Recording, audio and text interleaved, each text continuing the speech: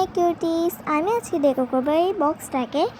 তো আমি এটাকে প্রথমে হোয়াইট অ্যাক্রিলিক কালার দিয়ে কোট লাগাবো।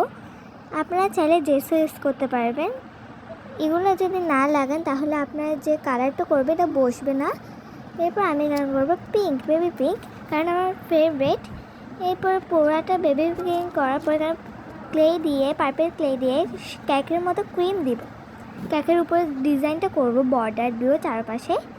এরপর আমরা বর্ডারটা ভালো করে দেব, আমি গ্লু দিয়ে লাগিয়ে দিছি। এরপর দেব একটু ক্রিম টেক্সচার দেব, পাশে দেব। এবং এটা আমি শুধু পার্পল কালার দিয়ে করতেছি, এটা অনেক কম ক্লে ইউজ করতে পারবেন। এরপর আমরা দেব কিছু পার্ল দিলে এটা আর সুন্দর লাগছে দেখতে।